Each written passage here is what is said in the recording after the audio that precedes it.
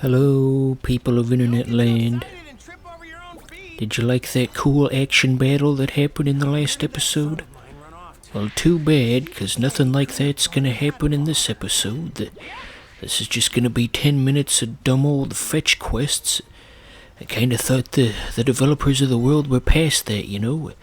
Somebody had to sit down in a boardroom and say, what are the cool people into these days? Fetch quests? What are you gonna do? I guess they had to pad things out, 'cause just straight up battles the whole time wouldn't have been balanced, I guess. I like how fast you can move, though, in the game world. That is some good movement, if I do say so myself. There was the shadow of a cool dinosaur a moment ago, but we couldn't see it, so we'll just have to use our imaginations. God, I do wonder what it was like when they were making this. And what if you could wander around an empty environment and collect 10 apples? That's why people watch Dragon Ball Z. You know, as a long-time fan, that these sections kinda irritate me. Gosh, you have no idea the extent of how much of a DBZ fan I was. I even had a few copies of the manga, if you can believe it or not. They had them at Barnes & Noble, and I've got maybe, I've got 5 of them covering the early parts of the Boo saga, so that's pretty cool. I think it goes from the World Tournament up until Majin Buu becomes Super Buu, and I already knew the story when I bought the books. It was just kind of fun to see the same old story, but in comic form. It's like that Simpsons thing with Elf is back, but in pag form. This is annoying. Did we collect enough of the collectibles yet? Apparently not. Okay, there we go. Now what happens? Oh yeah, we've got plenty of apples now. Thanks for finding Plenty of apples.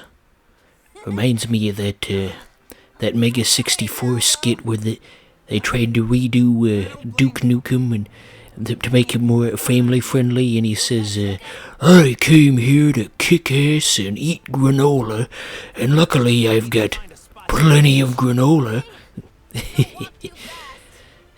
Mega 64 is a funny group. They haven't gone downhill at all, despite being in the business for over a decade. Their old stuff and their new stuff's about equal in terms of quality.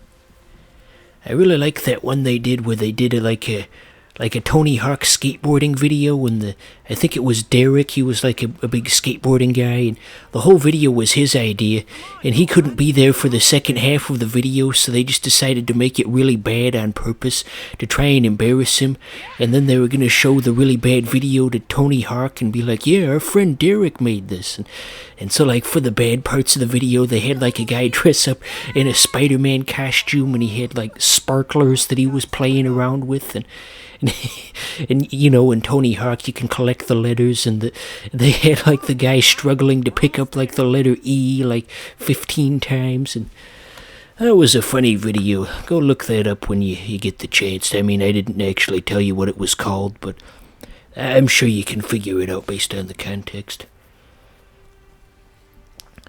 Just waiting for this game to pick up. It's like that meme where the guy pokes at the dead animal with the stick.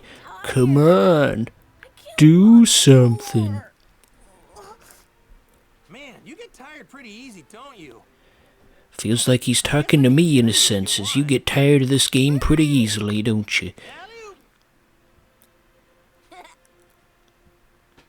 So, I guess you could just hang on that pose as long as you wanted. This is mildly amusing. So we're gonna slowly walk over to that pier. We can't run when we're carrying Gohan. Again, I do question some of these choices, why they deliberately made like a slow segment where you can't do any of your moves. Seems like they're just trying to inconvenience you. People watch DBZ for the cool explosions and the punching, not whatever this is. Too scary for me. Excuse me.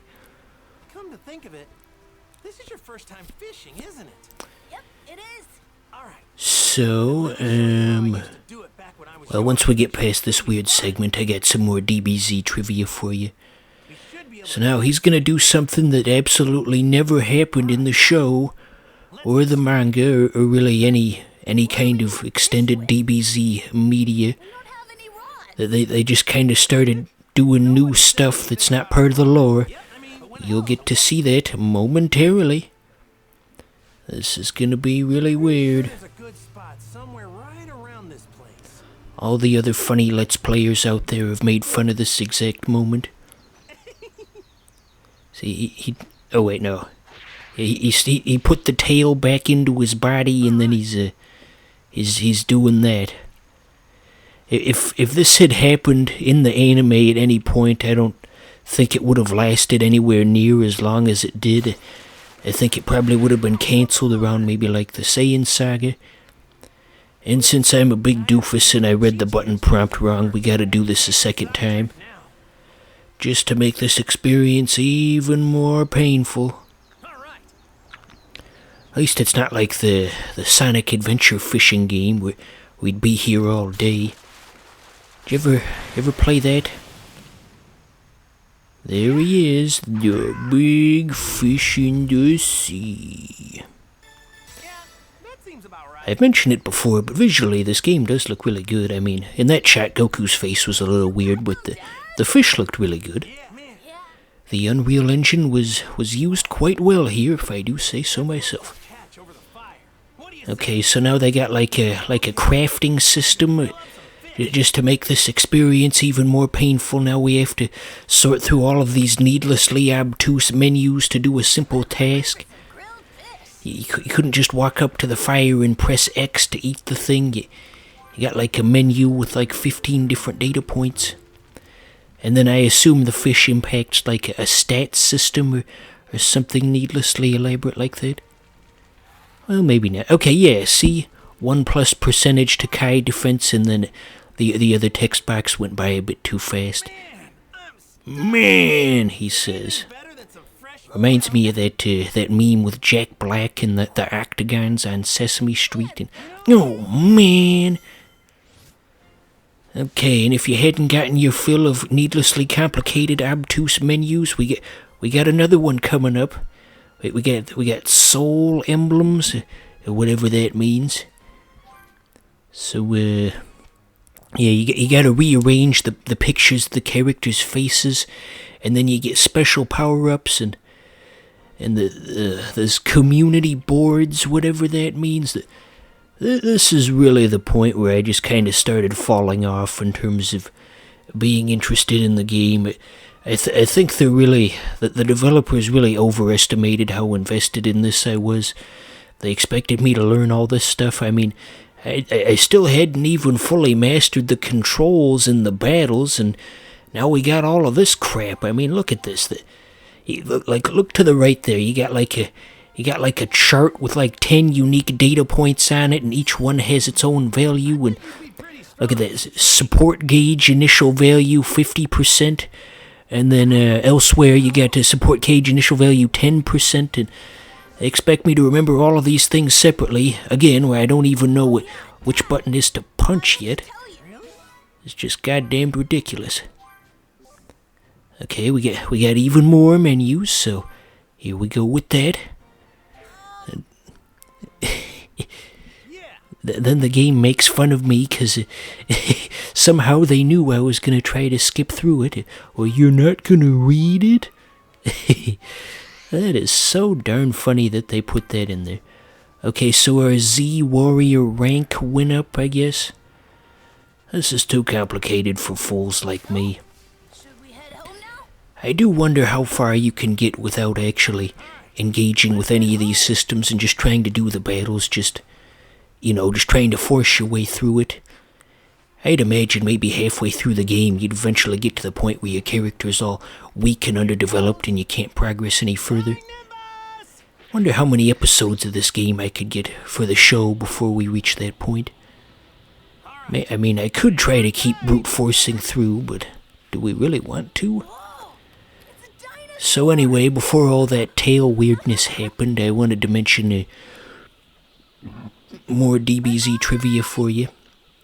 So I saw a very interesting video about a DBZ fan project where somebody wrote their own version of the manga where the roles are swapped, where a Vegeta gets sent to Earth at the start of Dragon Ball, and so the whole story gets topsy-turvy, because, you know, he's a very different character, and he's able to easily defeat all of the enemies in Ball, and there really isn't a whole lot of conflict until it gets to Z, and it's just this huge fan project somebody's been working on it. And what's most impressive about it is the art style, that they've managed to make it look exactly like the, you know, the actual manga. All the drawings and such look like they could be directly from Akira Toriyama. Somebody out there just totally understands the artwork. Okay, so now we're gonna fly through rings, like you've been seeing. Well, not flying through rings, but rather flying around them.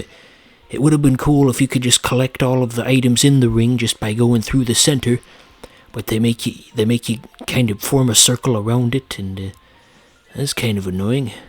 Well, in that instance, they all got absorbed onto the characters, so a bad example. But that first ring, that definitely was a little archaic, I guess you could say.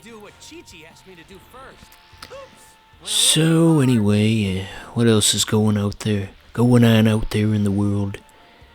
That old song from 2013, Pompeii, is becoming a meme. All the hip memesters are onto their new thing. It's kind of annoying. I mean, it's a good song, and then you look in the comments and there's somebody with a Roblox avatar, and I'm just here for the memes. Okay, there probably wasn't anything important in that dialogue. Sorry if I'm quote-unquote disrespecting the game, but I'm quickly starting to realize that this one's just not meant for me. I'm not one for learning elaborate menus and all this filler dialogue and roaming around empty spaces picking up apples. I reiterate, I just want to punch stuff, you know? That's the only reason anybody watches DBZ. God. So, I don't know if we're gonna keep going with this series. Depends on what you guys want, I guess.